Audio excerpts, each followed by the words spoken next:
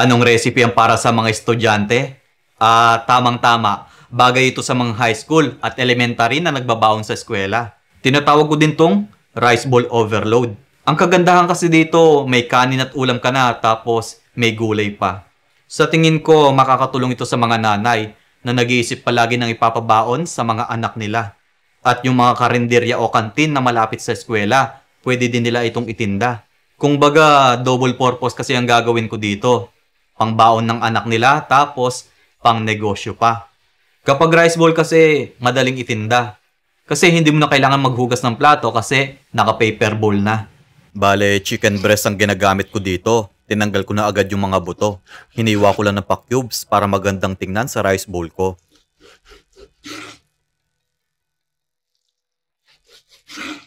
Oo, naglalagay din ako ng pipino.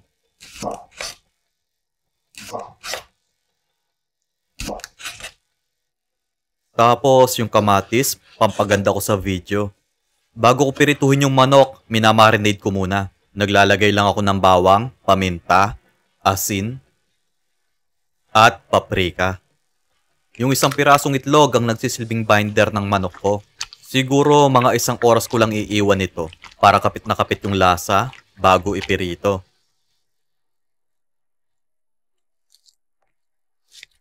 Para hindi sayang ang oras ko, pinaghalo ko ng 1 tasang harina, 3 kutsarang breading mix, paminta, at asin pampalasa.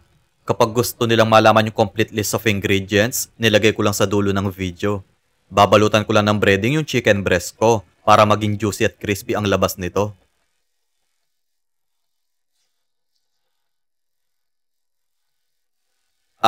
Oo, puti yung lutuan ko. Heto yung nabili ko sa TikTok na pinakita ko dati sa video. 1,600 pesos ang presyo pero 3 na din ito. 2 taon na kasi yung dating non-stick pan ko kaya bumili ako ng bago. Nilagay ko lang sa TikTok ko kasi baka merong gustong bumili sa mga viewers ko. Kapag kasi sa comment section ko nilagay, natatabunan nito. I-search lang nila sa TikTok, Lokong Kusinero. Tapos, i-click lang nilang kauna-unahang video. Nandun sa yellow basket ito. Okay ng manok ko. Sakto ang pagkakapirito. Magkano ang presyo ng kada bowl nito? Alam mo, yan ang mahirap gawa ng presyo. Kasi yung lugar natin magkakaiba.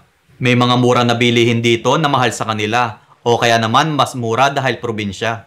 Kapag nagbibigay ako ng presyo base sa ingredients cost ko, ang sasabihin nila ang mura ng benta. Kapag medyo mataas naman, wala daw bibili kasi ang mahal daw kung ititinda.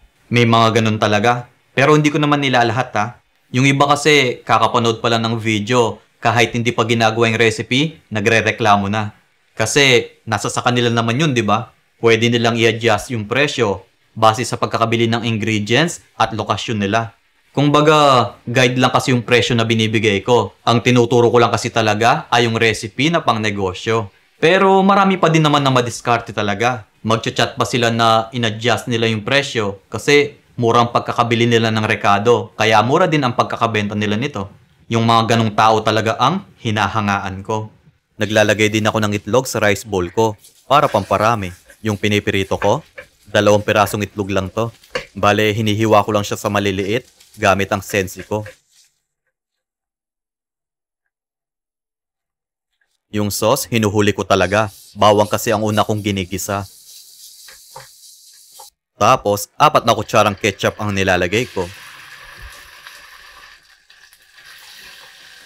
Naglalagay din ako ng 3 kutsarang tomato sauce, 1 kutsarang oyster sauce, at 3 kutsarang asukal. Oo, medyo manamis-namis ito kasi yung mga estudyante kadalasan yan ang kanilang gusto.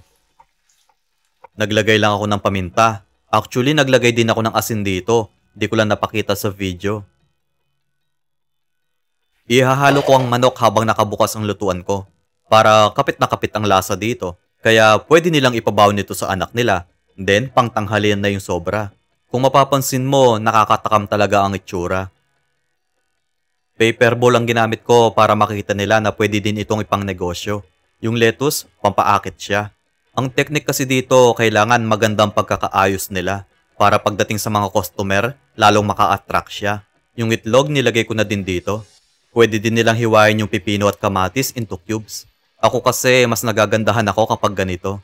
Yung sesame seeds, ibinudbud ko lang sa ibabaw ng manok ko. Tingnan mo naman, napakaganda ng itsura. Kaya panigurado yung mga makakakita, matatakam talaga. Bakit manok ang ginawa ko?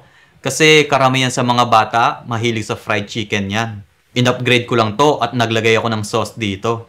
Yung mga magulang kasi, syempre, gusto nila healthy pa din yung pinapakain sa mga anak nila. Kaya naglagay ako ng konting gulay at pinang-design ko dito. Pero depende pa din sa kanila kung gaano karaming gulay ang ilalagay nila. Yung kamatis, pwedeng hindi na sila maglagay nito. Kasi dito sa amin, 70 pesos pa yung per kilo ngayong August 13, 2024. Pero hindi na siya katulad ng dati na umaabot ng mahigit 100 pesos ang kada kilo. Kung baga, pinang-design ko lang to para magandang tingnan sa aking video. Okay na tayo? Sige, magsasayang muna ako.